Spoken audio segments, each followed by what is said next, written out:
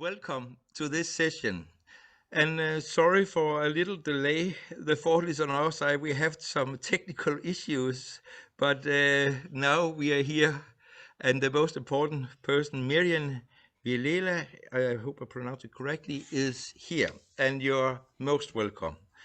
And you will be the final presenter at this conference. And we are very happy to have you here. Ending this conference. Miriam has been very busy the last couple of days, so we really appreciate you took the time to join in here. And before we start, I will give a brief presentation of you, and then I will give the word to you. Miriam will be speaking about cultivating human shared values and sparking social transformation, the greatest challenge of education of our times. And we could not choose a better person to talk about this regarding education for sustainable development and the whole idea of sustainable development and social transformation. Miriam has been involved in these things for many years, and she is presently Executive Director of the Earth Charter International Secretariat and the Earth Charter Center for Education for Sustainable Development at the United Nations University for Peace in Costa Rica. And she's also the coordinator of the UNESCO Chair of Education for Sustainable Development with the Earth Charter. Miriam has been working with these things actually since the beginning, you could say, nearly, of the notion of sustainable development. Of course, there's been things going on since the 70s, but with the Brundtland report in 1987, the notion of sustainable development was presented for the broader public, you could say, and also as an intergenerational issue. This, the Brundtland Commission also called for a kind of charter how are we going to figure out how we are going to have shared values for this, and they called for a conference which should take these new ideas into consideration. Miriam in 1919 became involved in preparing this conference, which was held in Brazil, in Rio, in 1992, a very famous first Earth Summit on there's been earlier United Nations Conference on Sustainability, but this was on sustainable development following the Brundtland Commission's report. And this conference was in many ways a milestone in the work on sustainable development. Several agendas and declarations was decided there, among these Agenda 21, which later was one of the backgrounds for developing the SDG 2030 the agenda. Also, what didn't happen there was that the development of this Earth Charter, there were several declarations, but later the idea of the Earth Charter was taken up and developed further by two of the main proponents of this idea, Maurice Strong, an American who has been very involved in the notion of development sustainability already since the 1970s, and Mikhail Gorbachev, the leader of the former Soviet or now Russia. They developed this and they changed the way to deal with the Earth Charter into a civil society kind of global organization which has many people involved from all over the world. And Miriam has also been involved with this work since then. And what she will be talking with us today about is how the Education Sustainable Development and Futures of Education initiative, which has inspired this conference, how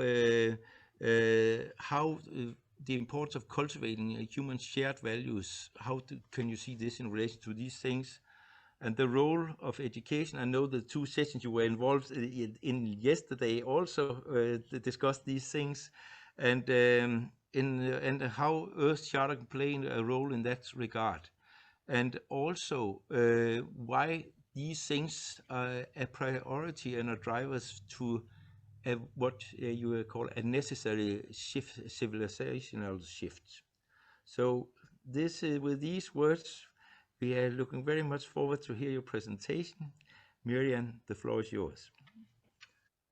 Thank you so much, and thank you for the invitation, Jesper, for joining you today. I would like to start by sending greetings to all of you who are joining us today here. I'm in Costa Rica, and we are just beginning the day here.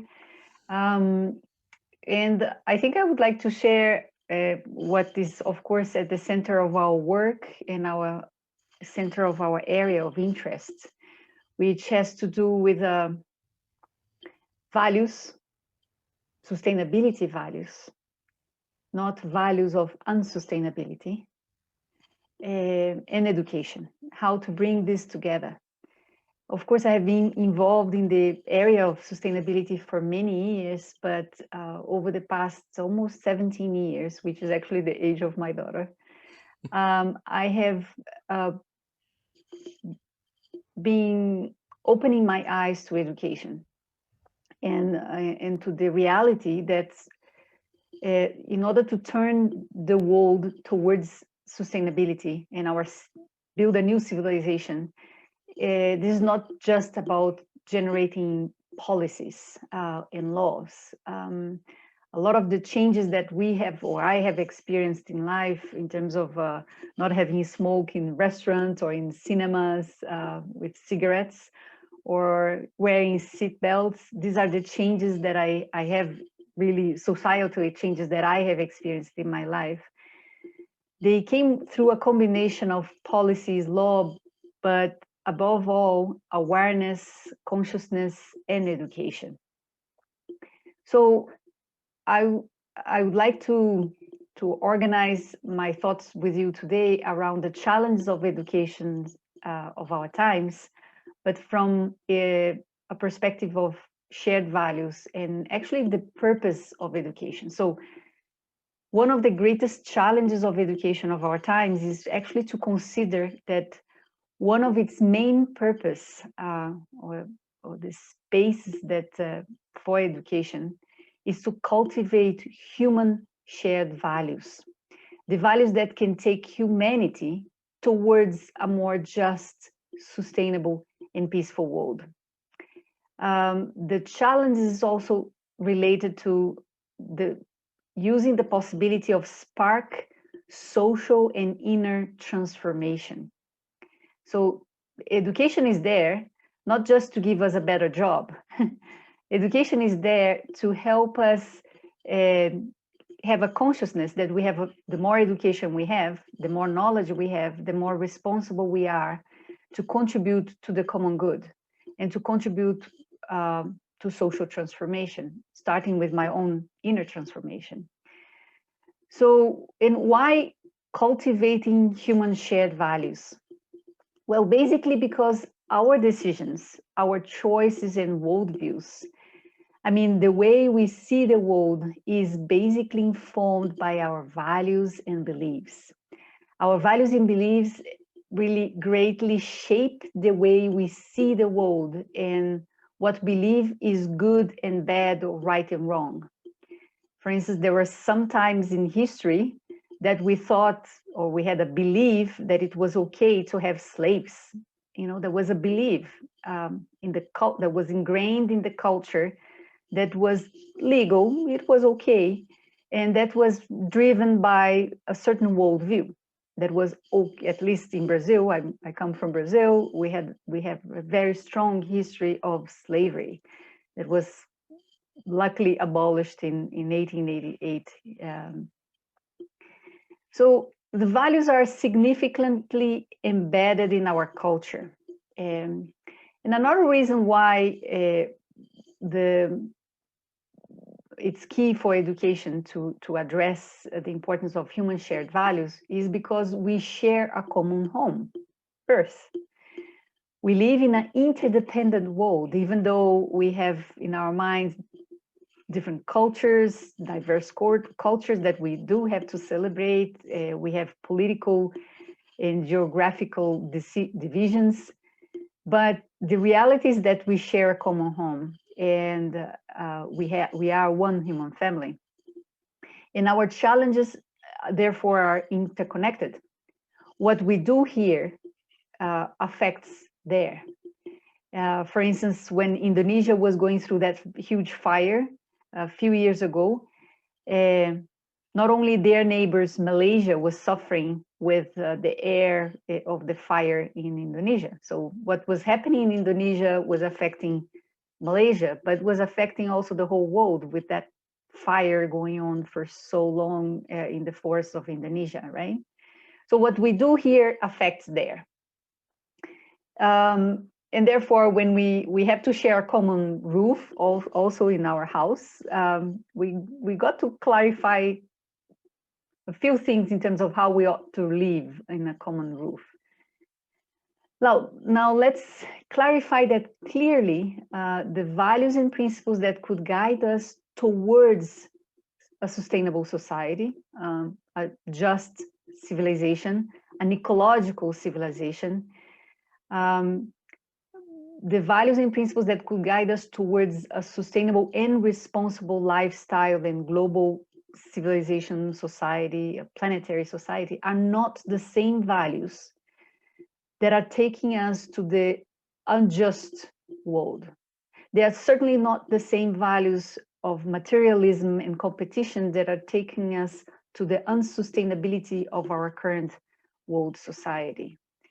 And we need to make that visible and not be shy away or shy, too cautious to highlight the importance to cultivate and question that kind of question, the importance to cultivate or question or to give visibility to the underlying values that are driving our decisions, sometimes to an unsustainable world, and the values that could potentially take us to another direction.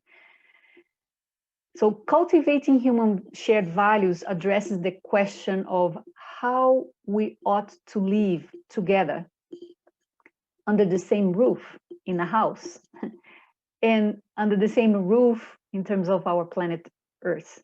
Because if we do not share common understanding of our limits, common understanding of our responsibilities to contribute to the common good and of a common understanding of our rights, it will be hard to live under the same roof because we'll all have different opinions, in terms of how much space can we take, for instance. So what does it mean cultivating human shared values? A lot of people don't want to go into that sphere because there is sometimes a connotation of verticality, that someone is going to impose, or a group is going to impose their values on other groups or other people. But I think cultivating human shared values means to generate a space to examine our values, to examine our beliefs, our worldviews, and the consequences of that, and question our assumptions. So cultivating human shared values means to generate a space to examine, why do I believe in what I believe? To examine where my worldview, where the way I see the world comes from, and how does that affect others? So it's very important for us to think about what does that mean without the fear of imposing on others or having a kind of a recipe that we have to share with the rest of the world.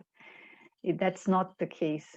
So cultivating human shared values also means having a concerted effort to expand our consciousness, our human consciousness with regards to how we ought to relate among ourselves, how we ought to relate to others and the large living world.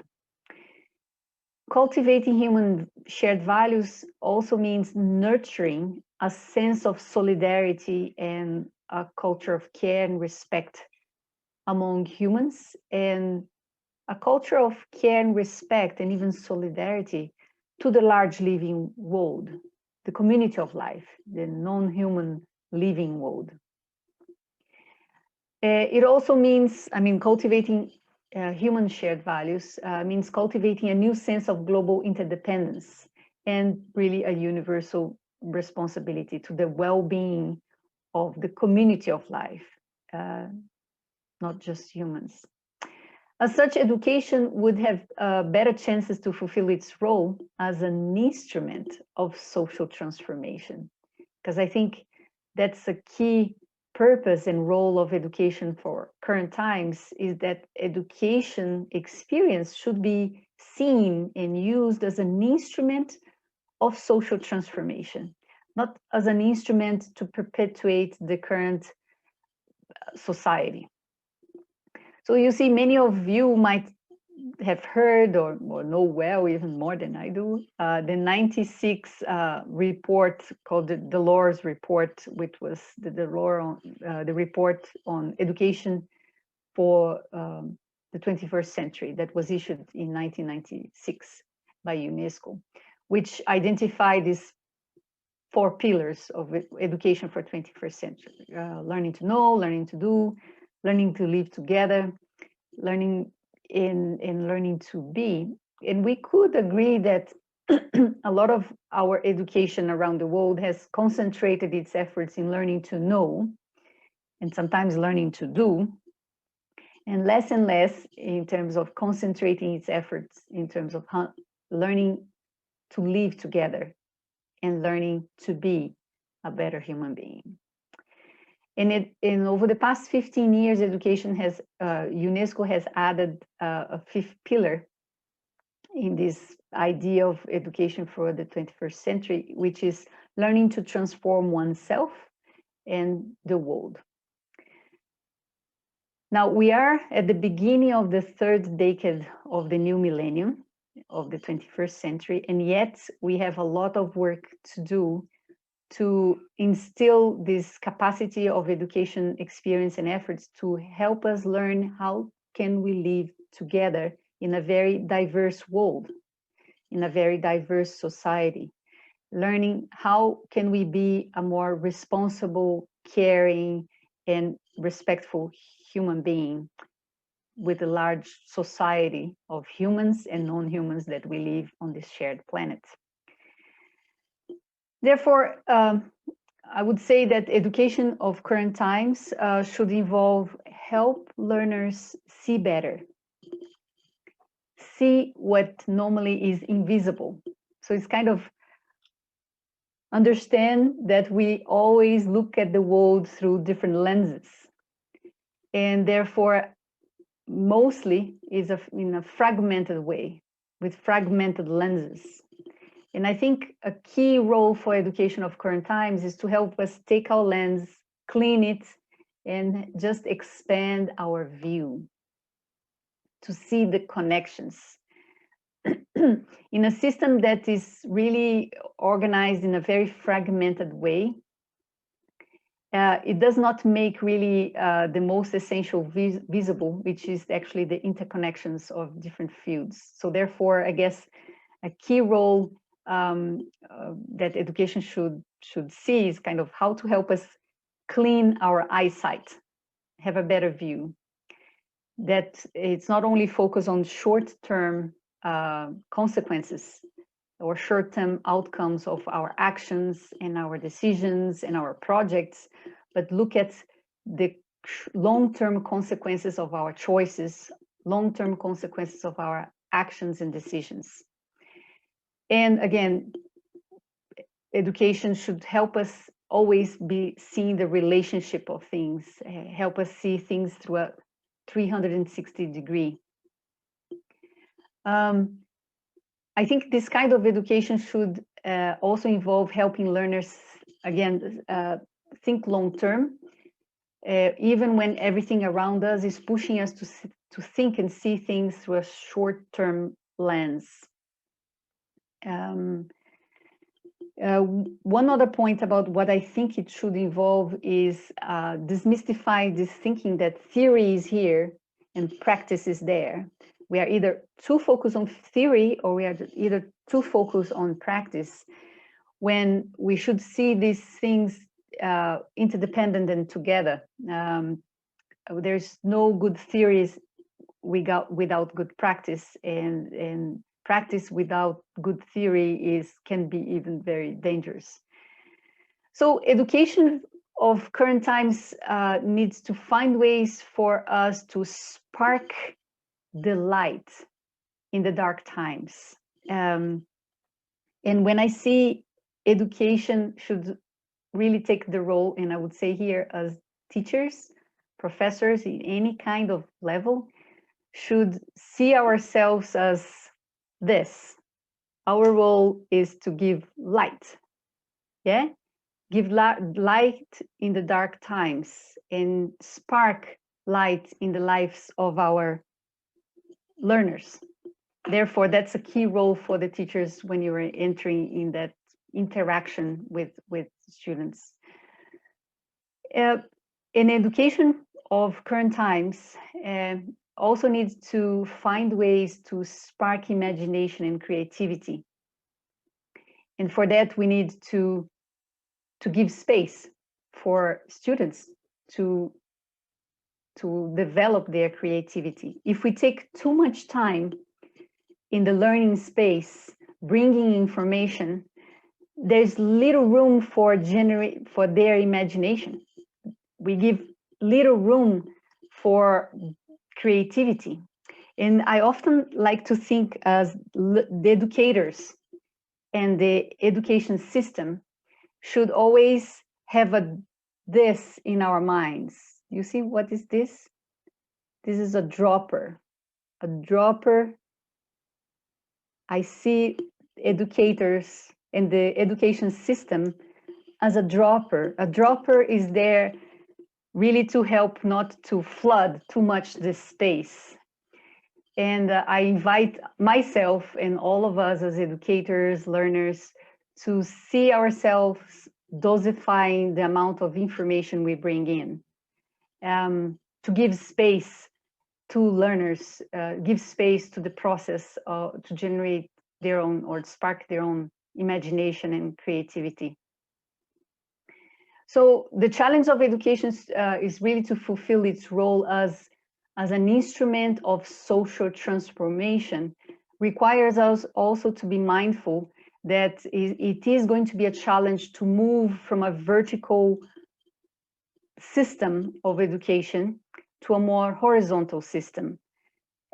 We also need to be mindful of the challenge that we'll find to be flexible in a very rigid system of education. And for that, I always invite us to carry this in our pocket or in our minds. This is an elastic band. And I always like to think that we need to remember that we need to be flexible. The curriculum needs to be flexible, needs to be contextualized, needs to adapt constantly to the current situation. And it's not easy when we have rigid education systems. Anyway, there are many other things that I could share in terms of a challenge of education for the current times. I would just like to give two more points on this particular challenge, which is walls that we are hitting currently. One is the focus on the head and the cognitive information.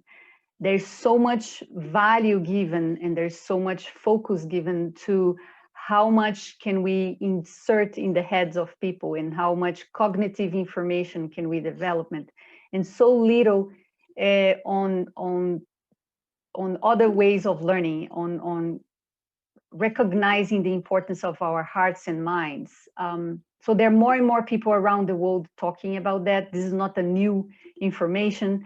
I think Pestalozzi in the 1800s already spoke about education from the head and heart. So it's not new, and many other education theorists already spoke about the importance of mind and heart and hands in the education system. But I still think this is still a challenge that we need to address.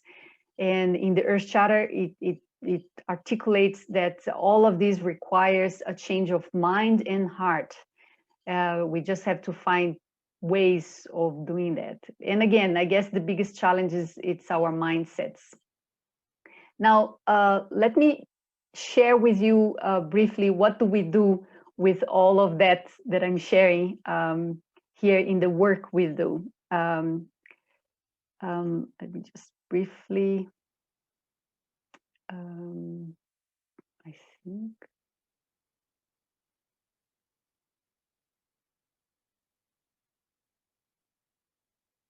Okay, I suppose you can see where, yes. Can you set it in presenter mode? Yeah. Actually, let me just also.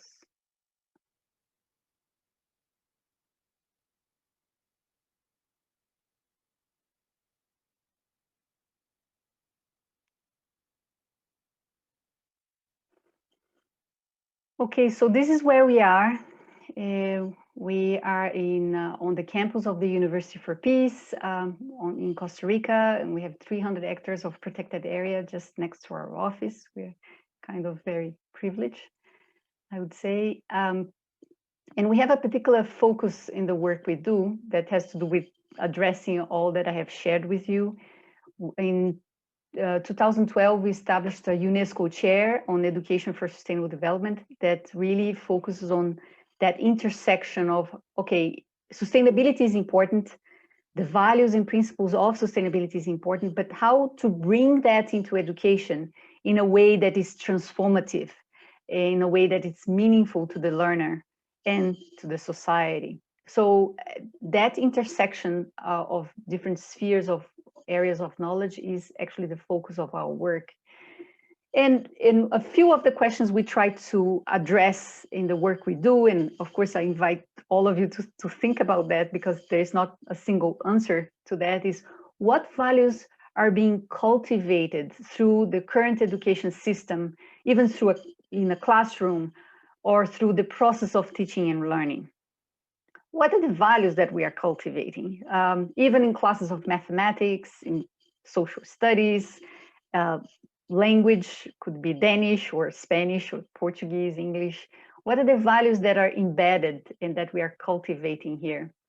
Are we cultivating a culture of care and respect for the large living world? Are we cultivating a culture of competition? And sometimes, in most of the times, these are not necessarily explicit or visible, but there is always something going on in terms of the values that we're cultivating through the way in which things take place. The question here has to do with, should we be cultivating or nurturing values of unsustainability, or clearly and explicitly cultivating and nurturing the values of a more sustainable world? Can we be explicit about that? Do we allow space for that? And please note that I'm using the words cultivating and nurturing. I'm not saying we're educating and imposing a specific values. So from my perspective, I see the values of sustainability and global citizenship very linked to one another, and especially the way in which it is articulated in the Earth Charter. It really articulates a worldview of planetary citizenship and sustainability. So another question that keeps coming to our minds in the work we have been doing over the past 17 years is how to incorporate the values and principles of sustainability and global citizenship in process of education and learning that are transformative, that are not vertical, but they are horizontal, as I mentioned before, that spark the light, that spark creativity, imagination, as I mentioned before. So in the work we do, we have been using the Earth Charter as our ethical foundation, as an instrument, as an ethical compass. What's the purpose of a compass? A compass is an instrument to give us direction, where we are, where we should go. So a compass give me sometimes the indication that, oh, I am lost, and here is the direction more or less of where I should go. So we basically look at or consider the Earth Charter as an ethical compass to guide us towards a global, planetary, more sustainable society. As a compass, at the preamble of the Earth Charter, it actually articulates the challenges of our time of production and consumption patterns that are not sustainable, and that we need to guide towards a more sustainable patterns of production and consumption.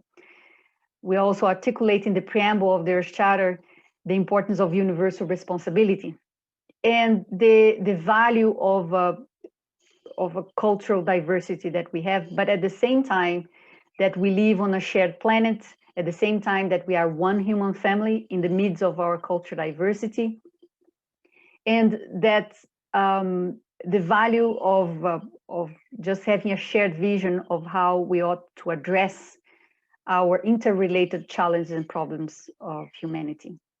So the Earth Charter, as Jesper said at the beginning, is actually was part of the Rio 92 Earth Summit. It was part of that agenda, was actually considered as one of the unfinished business of the Rio 92 agenda.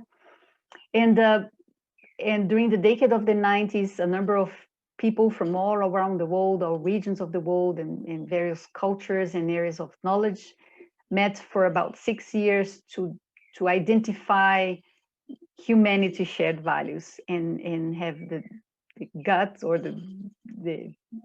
daring to articulate that into one document. Now, the Earth Charter has been adopted, recognized in different forums. One of them is UNESCO has adopted 2 resolutions, one in 2003, another one in 2019, recognizing the Earth Charter as an important ethical foundation for sustainability, and recognizing the Earth Charter as an important educational instrument, and actually recommending member states to make use of the Earth Charter.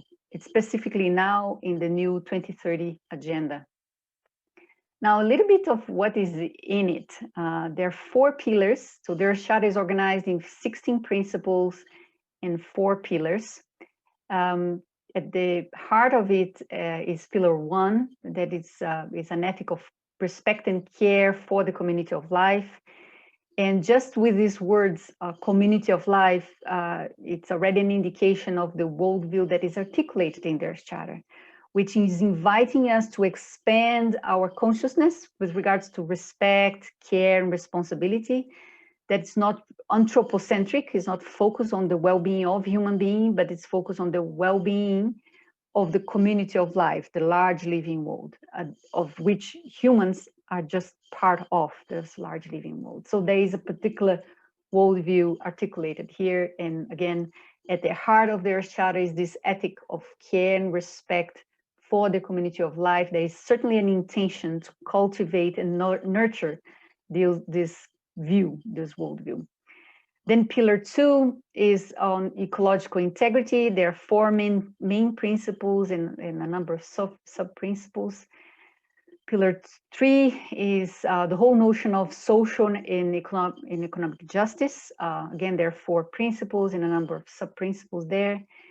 And the last pillar is on democracy, nonviolence, and peace. So now, when the Earth Charter was launched in the year 2000, the worldview here was already putting together the whole agenda of the environment agenda and the peace agenda.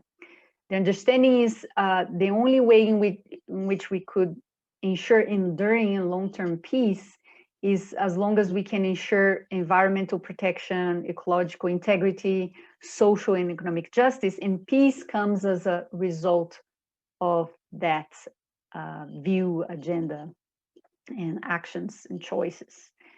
And therefore, one of the most important things here for us to see and understand is that the Earth Charter articulates a very comprehensive worldview of sustainability. Very briefly, some of the ideas that I could highlight in pillar 1, there's this whole notion of interdependence of all life. Is actually, if we imagine a tree the whole pillar 1, the 4 principles of pillar 1 are the roots of the tree. They are the foundations of the tree. And therefore, they're the roots of all the other pillars and principles of the Earth Charter. Ecological integrity, there are a number of key ideas that are embedded in each of the principles there. A number of it actually come from existing UN or international treaties. Some key ideas that you can find in the socioeconomic justice dimension has to do with the eradicate poverty as a moral imperative, the issues around gender equality and equity. And the last pillar, the last part of the Earth Charter, which is around democracy, nonviolence, and peace, involves issues around education and, of course, the question of how we ought to relate to the large living world. But at the core of this is really, this effort is focused on expanding our consciousness in terms of our role in the planet Earth, our role as humans, as civilized society in this shared planet. And just not expanding the conscious, but turning our conscience into action. So that's actually part of our slogan. And at the end of this idea, or worldview that is articulated in their charter, Principle 16, F articulates this notion that peace is the holiness, but it has to do with the invitation for us to see what's the right relationship, how we ought to relate with ourselves, with other people, other cultures, other life forms, Earth, and the large whole of which we are all part. So this is articulated in Principle 16F of the Earth Charter, that basically, as an educator, this is an invitation to generate different spaces and moments for us to look at just this idea and generate a deep dialogue through examples, through stories, and through artwork, and etc. There's also a recognition that there are a lot of dilemmas. For instance, we live in our daily life, sometimes we come across dilemmas in terms of short-term objectives and outcomes with long-term goals. And therefore, we must recognize and find ways to harmonize diversity with unity, human diversity with human unity, one human family in the midst of diverse cultures. We need to exercise freedom with common good, short-term objectives with long-term goals. So again, if we bring this into a classroom, the way in which we could generate a values-based education or values education for sustainability and global citizenship is just to generate a dialogue around this sentence that you can see there, and ask students to come up with specific examples, with life stories that, okay, when did you leave a moment that you came across this tension between freedom and common good? Actually, now, with the current pandemic of COVID around the world, we are constantly, actually many parts of the world, having this dilemma. Oh no, I have my freedom to walk around and to see friends and to go party, and my freedom not to wear a mask. But how about the common good, right? What should supersede the other? So rather than imposing, it's kind of generating a discussion around these issues. So I would briefly like to show you in a few places, there are many, of where we find this whole notion of values. And despite of that, we still have difficulties. In many places, we find walls when we say we need to promote, to work, or infuse values into education. So for instance, in 2015, UNESCO organized a major World Education Forum in South Korea that generated the Incheon Declaration.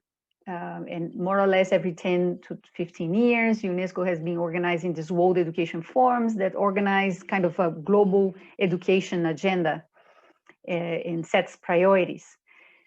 The difference is that the previous ones to this particular agenda was very focused on access to education for all, was focused on ensuring that people around the world had really access to education. Was the Dakar and Jutian Declaration of UNESCO. But this is the latest one, is the driving force of UNESCO, launched in 2015. It's the Incheon Declaration, and they developed then after that the framework for action. And here they say in paragraph 63 of that important document is that education for our current times should provide learners with the opportunities to acquire throughout life the knowledge, skills, values, and attitudes that are needed to what? To build peaceful, healthy, and sustainable society. And they also say, well, what is quality education? Quality education should include the development of those skills, the development of those values, attitudes, and knowledge that enable citizens to lead healthy and fulfilled lives. So again, here they're stressing the importance of bringing values into education.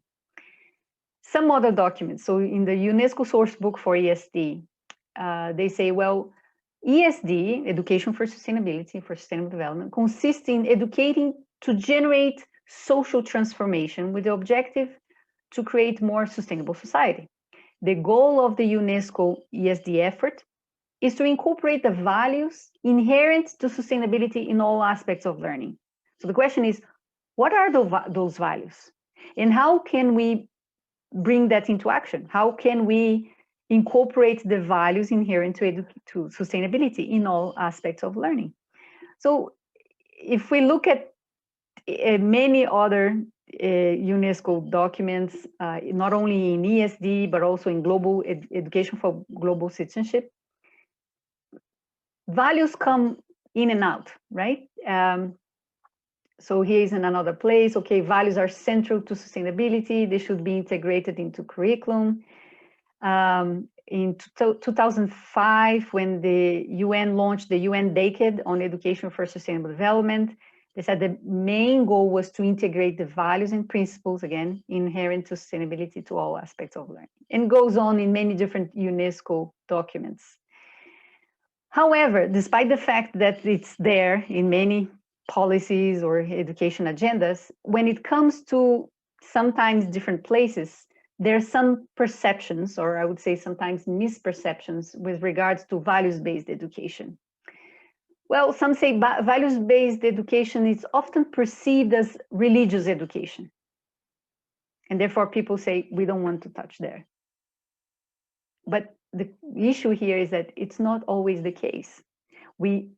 Values education should not be seen as a synonym to religious education. That's a misperception.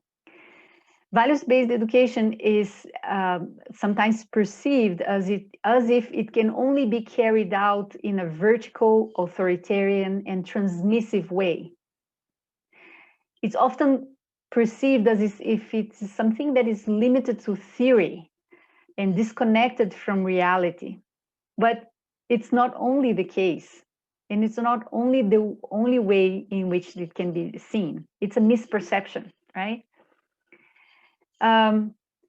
Values clarification, values examination or reflection, for many is considered as superfluous, useless, or even abstract. However, they are reflected in our behavior and daily decisions. They are reflected in the way in which we see the world and we make our choices. Therefore, some people say the study of values or ethics belong to an exclusive domain of philosophers and scholars in religion or ethics. It's not the subject for engineers, it's not a subject for lawyers, it's not a subject for business people. Values and ethics is a study or field for philosophers and theirs. However, business, entrepreneurs, business people, business entrepreneurs, lawyers, engineers, any other educators, administrators, are all making a number of decisions that are based on their values, right? So the field of values and ethics is not to be seen as something that is out there only for philosophers. It's actually something that's most important to be brought in the world of engineers, lawyers, administrators, policymakers, because it's there. It's just that it's not visible, right?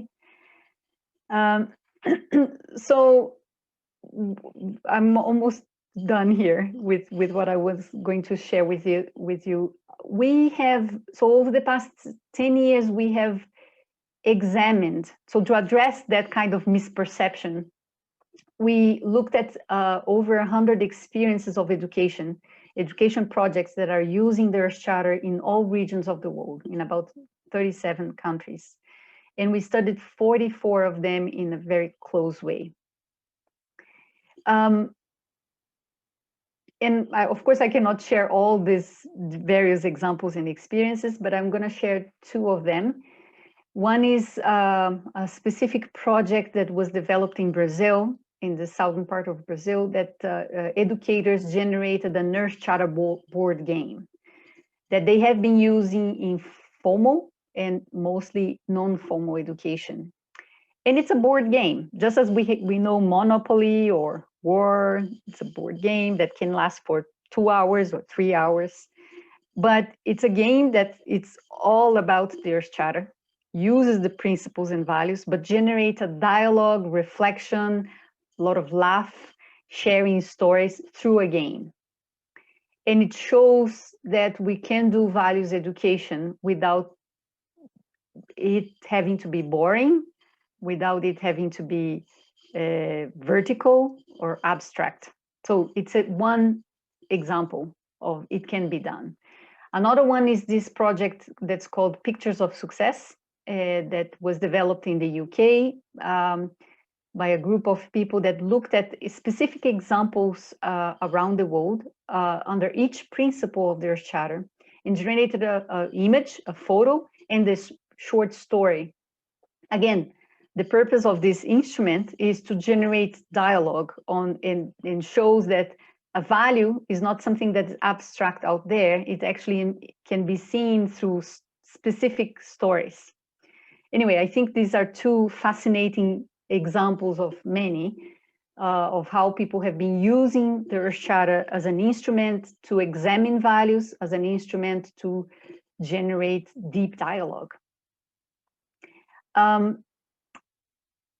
And we have, through that research and study, we have identified 7 key elements that could be used in values education. I mean, where it is sustainability values education or global planetary or global citizenship values education using the Earth Charter. I'm just going to share 3 of them. The first one is the importance of human connection, the importance of relationship, not only educator, learner, but among learners, among all those who are part of the learning community. It cannot be underestimated, the importance of relationship. However, when an education system comes into this learning space, we come with a content. And we are so passionate about the content that we forget to offer this space for relationship building, right? So the first point here has to do with being mindful in addressing the importance of human connection, human relationship in a learning environment before any content is brought in. And the other one is the human nature connection. One thing is for us to study the ocean in books, to study a forest in books, to study a frog in books. Another thing is when we see a frog. Another thing is when we see the ocean. And another even is when we are able to enter into the water and experience the ocean. We smell, we feel the ocean, right? the same with the nature. I mean, we cannot be studying nature in books when we are only inside the computer and in the books, and we're not actually experiencing nature. So it's crucial for education systems to provide more and more the space for people just to experience. It's not just to go in nature to analyze the ocean, to analyze the temperature of the ocean water, or no, it's just to feel and experience nature with our cognitive selves, but also with our heart, with our just human whole being. And just the last one of these is the importance to bring arts and storytelling into education. So these two examples I just shared with you, the Earth Charter board game that was developed in Brazil and the Pictures of Success that was developed in the UK, are two of the many examples of stories of people that are using arts and storytelling as an element, as an instrument, as an ingredient to do values education through the lenses of the Earth Charter. Now, when we talk about arts and storytelling, people often think about children, kindergarten, or art subjects in education. And here we want to demystify that. We actually should be bringing arts and storytelling to higher education. We should be using more and more arts and storytelling to courses and programs about engineers, lawyers, business people, I mean, to higher education, to formal education, because actually one way for us to spark human kindness, sensitivity, and work with our hearts, not only with our minds, is when we are able to use stories and arts, bring poetry, bring music, drawing to adults education. Because often when I use that, I can really testify that to you, that often when I work with adult education in universities and sometimes professional development, and when we offer them the space to create some artwork, either through music, through a drawing, through a sculpture, I often hear them saying, I haven't been drawing since I was in kindergarten. And that's quite something. My invitation here is, let's not be scared of bringing back arts and storytelling to our day-to-day work as educators, and bring it back to our learning environment. Thank you very much. Thank you so much, Mirian. That was a very beautiful presentation. I liked it. Really, really nice. People are now will now have the opportunity to ask questions by writing in the chat, and we will take in people in the order they arrive. And then, but let me start out with first comment on a few things while we're waiting on people thinking out what they would like to ask you. First of all, two things. Really happy that you mentioned also the arts and the aesthetics. I think that's really important also, considering the notion which you talk about expanding consciousness, not necessarily, but consciousness for action, but there is really and the imagination. So that's really an important point, I think. And the other point I also think you brought very beautifully into focus, which is sometimes forgotten when we're talking about sustainable development, is the role of peace, actually. It's a United Nations University of Peace, and it's all over UN and UNESCO, but also in the agenda for the 17 Sustainable Development Goals. It's one of the goals, as you also mentioned, it's also one of the 5 Ps.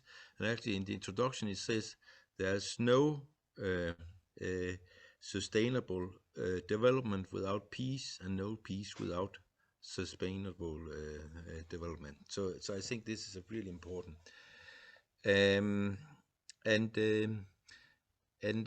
the games, we will definitely have to check this out. That's very neat. We were, as far as I could see, they were in Portuguese, wasn't they? The one where, yeah, the one in Brazil, perhaps. But No, there is a version translating to English too. Okay, we will check that out, definitely. One question. Firstly, when you think about the situation now you have education for sustainable development, and you have this new agenda for the 2030. So how do you think we have been talking about these two UNESCO agendas at this conference, the Education for Sustainable Development 2030, and also the futures of education. How do you see that? Is this in any way, how do you see that integrated into the work you're doing? Or, yeah. Yeah. How is that integrated in the work we are doing specifically? Yeah, how do you do that, and how do you consider what options does this give you? Okay, well, many, and I think it's certainly a wonderful opportunity for everybody who is working in education. I think the first opportunity is the possibilities of doing things in a different way. UNESCO is basically setting the stage and pushing an agenda that it's already there for many years. Actually, many education philosophers, from a pedagogical perspective, on the how, ESD, UNESCO is stressing or emphasizing the importance of student-centered, contextualized education, values examination, and etc. But many education theorists or philosophers for the past 100 years have actually already been saying that. Paulo Freire, Pestalozzi, as I mentioned before, John Dewey, and etc. Montessori, but all this has been still seen as non-mainstream education. It's still only seen in books and for alternative education, like Rudolf Steiner or Montessori. However, UNESCO, even though they're not referring to this, they're taking a lot of these key elements that we see in new paradigms of education, and it has infused in UNESCO agenda and policies. And they're really promoting this new education or new paradigms of education that's more horizontal, contextualizing, etc. So UNESCO is pushing that agenda at the policy level. And I think schools, universities, school principals or administrators or policymakers on education at the national level should just take it as an opportunity to reorient the way they see education. That's from a pedagogical approach. From a content approach, I see this as a wonderful possibility for many, because UNESCO has been really stressing the importance of education for sustainability and education for global citizenship as something that should be seen as at the core of education system. I think, again, the challenge is in the mindsets of the education systems in being open enough to change. Now, if your question is really focused on the opportunities of the work we do here in Costa Rica, we have already been focusing our work in mainly in two areas. The first one has to do with educators. So we have developed a program. Sometimes it's face-to-face here, which is professional development program, and since 2015, I think, it has been in an online education environment. It's a program on professional development for educators to enhance their capacity to incorporate the values and principles of sustainability in a way that it's transformative and it's meaningful. So we have been doing that, and we have collaborated with the government of Costa Rica. We have collaborated with UNESCO office for Central America, also to provide this kind of learning opportunities for educators, especially here in the region, but also all over the world. So one of our focus area is on enhancing the capacity of educators, but we also have a specific focus on youth. And that's one of the 5 areas or priority areas of UNESCO for the Education 2030 agenda of UNESCO, youth. And we have been collaborating with UNESCO, I think, for about 10 years on that particular realm, which is offering, again, a space for young leaders to develop their capacities to understand sustainability, system thinking, ecological literacy, and to be ethical leaders committed to the sustainability agenda. And we call it Leadership, Sustainability, and Ethics. It's a 10-week online program that we have been offering for many years in English, in Spanish, and many times in collaboration with UNESCO. And with that, what we have is we have generated a network of young leaders that sometimes we collaborate with universities on that, universities in the Netherlands, in Canada, that bring that in a way to engage their students. And young leaders, meaning young people from between 18 and 30 years old. So our work is very focused on engaging, empowering, and educating young leaders, but also educators in making it, what I just said, into a reality. But UNESCO is also very interested in developing the capacity of governments in developing policies on education for sustainability, and sometimes we collaborate with that too. Okay. Thank you. We're beginning to have some comments and questions. There's a comment, beautiful, aspirational. Thank you so much for sharing. So there's an appreciation, and we also have another comment before we take the questions. Thanks for sharing excellent ideas. Understanding of human dignity and common good are very important. So this is 2 comments, and then we have a question from Nitaya Kamaka from Sydney in Australia. What challenges are you facing to implement all these innovative ideas? So that's the question. I think the first challenge is finding the right collaboration, collaborating with different people and institutes that are flexible and open enough to collaborate in new ways. So it has been a challenge, but we are working on it. A challenge because, let me give you a very specific example. I think one thing that COVID has also been teaching us is that we can envision education in so many different ways. No, one way is this, where we are having an online conversation with people from across regions. And if we have a university that is located, for instance, in Toronto, and their students, even though they have a diverse group of students, but they're all living and based in Toronto, and because it's a face-to-face kind of education.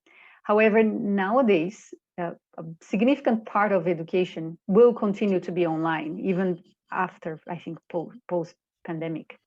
And therefore, why not generate more and more spaces that we could bring in people from different cultures and contexts to help enrich the worldviews of the learners, right?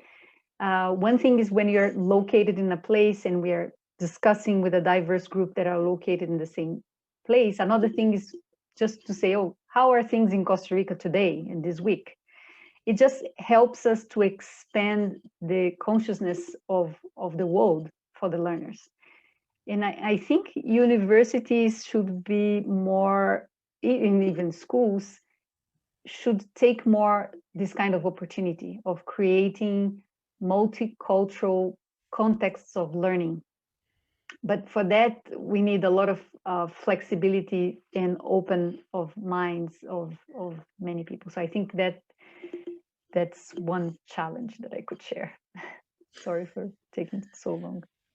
Yes, I think that's a very good point, that you also have to not only to be of different cultures, meeting others, but also to meet with others from different places. That's really important, because even though you are different culture at the same place, you will get accustomed to a certain way of living and thinking. And I think it's Totally. really a good point. So, time is beginning to closing in on us. We are near the end, and let's see if there's any questions there. This not. I would say I found it really interesting what you're saying about also what you could say what has been considered alternative ways of considering education in a way is kind of getting in. For example, some of the issues you have Paulo Freire, you have a Montessori, Pestalozzi, and the Waldorf schools, or whatever. These kind of things, which has an emphasis on imagination. Um, Obviously, so that's really interesting. Obviously, there's also the question of education, higher educational institutions as well. How this is going to be in the future of education, so this can kind of support each other at the various levels of education. What do you think about that? Mm-hmm. Well, we could say that that's another challenge, and I think it's mostly for higher education rather than schools, because sparking creativity and imagination of children, it's not as difficult as sparking creativity and imagination of youth in higher education. Sometimes I think that higher education learners are so frozen given the current challenges and so negative that it's sometimes hard to ignite their capacity to imagine a different world. And I think that that's crucial, because I mean the first thing is we need to imagine a different world, to have creativity, to think about different possibilities, right? But the reality in many undergraduate and graduate schools is classroom, university classrooms, is that we are facing with students that are so much in despair and so focused on the current world problems that it's very hard to take them to a higher level of thinking. And I guess that's a very important thing that we should roll up our sleeves and see how can we make that happen. To be that educator, professor that can irradiate and spark the capacity to create and imagine a different world, so that we can work towards that direction. Yes, I think that's really good. I also like the way you talk about, because one should imagine that higher education, both at applied or university, whatever, should be interested in forms of thinking also, developing the forms of thinking as higher educational institutions. Now, we have a comment and a question from Natalie Pope. And I think I'll take this perhaps as the last one in this session. And Natalie writes, "Thank you, Miriam, for this presentation. These are such important ideas, and you engage them in a clear and inspiring way. Great conclusion to this wonderful conference." Okay, thank you. I appreciated the reference to the 5 pillars of education elaborated in 1996 UNESCO reports. I have given them some thought to them recently myself. As much as I hope these ideas become reality in educational policy and practice, I wonder about how we can assess the impact of these ideas. In other words, how do we know they have become reality? do you have any thoughts about possible assessing the impacts or lack of thereof of cultivating human shared values? How can we then know that we have indeed impacted people's roles, responsibilities, rights to, as you put it, live together under the same roof? A long comment and complicated questions, but let us hear your thought. Let's hear your thoughts about that. Thank you, Natalie, for raising that. It's well, it's an important question. Often we are asked something similar, especially when parents and schools are so focused on the end of high school and the importance of having exams to assess the students' capacity to enter into the university. I don't know much about Europe, but in Latin America, that's a huge thing. Is the most important. The carrot at the end of the education process has to do with assessing at the end. What I can say is that the many schools I have been visiting here in Costa Rica, in the region, is that it's schools that are really implementing new paradigms of education from a pedagogical aspect and using values as their driving force. At the end of the higher, the secondary school system, they have very good results. I don't think there's specific reports or scientific research on that, which I think it's something that is important. But I know that our office, specifically a colleague of mine, Alicia Jimenez, she's very interested in the assessment in indicators and assessment of values education. They have been working in developing this kind of research. There was a project that about 10 years ago we were part of that was led by Brighton, I think, University in the UK, that was assessing values education. So I'm not really an expert on that, but I know that there is a lot of work that needs to be done. And there are some people, I would say few people, who are very focusing developing that, because of course it's important for us to assess how much the impact of that kind of education. We do have, but it's more in a lot of empirical knowledge in terms of how we have heard how much this kind of education, at least from our work, it has impacted people's life. One thing just to clarify, the 96 UNESCO report, the Jacques Delors report on education for the 21st century, they had 4 pillars of education for 21st century.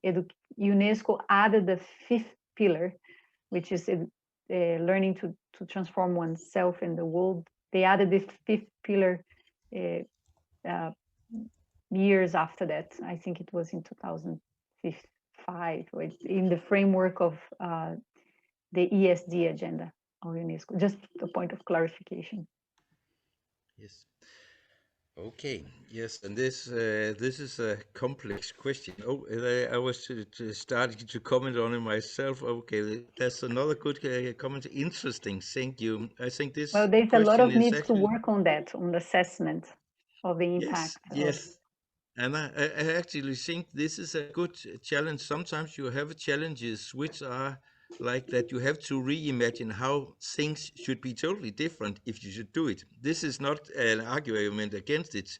In a way, it's a way of igniting your imagination. So may I just give one example that came to my mind? The National University here of Costa Rica that collaborated with us for some time, for about 5 years. At the end of the year, they would award a student not based on their academic results, but based on actually they used their charter as an instrument for that. But they would award a student as a way to recognize the way in which they contributed with their community through their values, respecting, caring, etc. So, but it was a qualitative way. It was kind of an alternative way of awarding some of their students. Okay. This, I think, we could probably discuss for a long time still to come, and we will hopefully we will. But unfortunately for this particular session, then time has caught up with us. So let me once more express I'm really happy that you joined us, Miriam. This was a wonderful closure of this conference, as Natalie also said. So thank you so much for joining us.